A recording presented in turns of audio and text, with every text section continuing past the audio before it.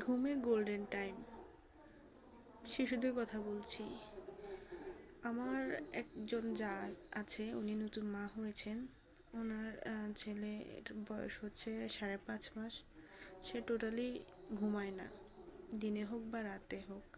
তো সেদিন কথায় কথায় বলল, ভাবি আপনি আহিলকে কিভাবে ঘুমের অভ্যাস করিয়েছেন?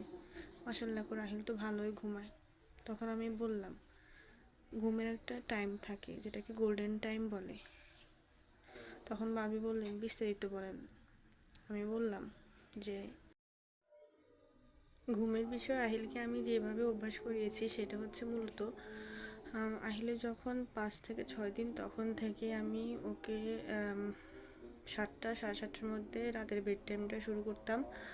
বিশেষ করে হচ্ছে লাইট অফ করে একদম মৃদু লাইট মানে দিতাম। তারপর হচ্ছে যে ওকে কিছু শব্দ শোনাতাম, বিশেষ করে হচ্ছে যেগুলো হচ্ছে দোয়া পড়তাম আমি। তারপর একদম আস্তে আস্তে আস্তে আস্তে করে ওকে মাথায় আলতো করে হচ্ছে হাত বুলিয়ে দিতাম। তো আমি যতটুকু নতুন মা হিসেবে জেনেছি যে বাচ্চাদের রাতের ঘুমের গোল্ডেন টাইমটা শুরু হয় 9টা থেকে রাত 3টা পর্যন্ত। তো মাসাল্লাহ আহিল হচ্ছে 4.5 মাস 5 মাসের মধ্যে অভ্যাসটা হয়ে গেছে। সে 8টার মধ্যে বেড টাইম শুরু হয়।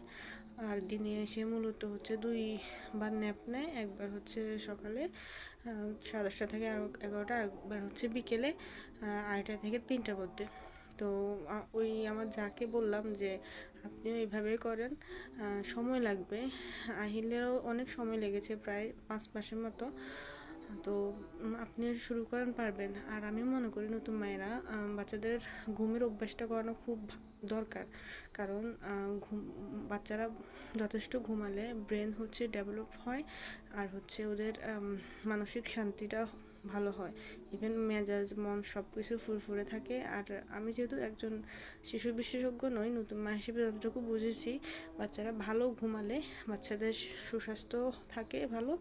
আর হচ্ছে ওরা হচ্ছে মানে বেটার ফিল করে, যেটা মনে হয় আর কি। তো বাচ্চাদের গোল্ডেন টাইম অনুযায়ী ঘুমানো উচিত।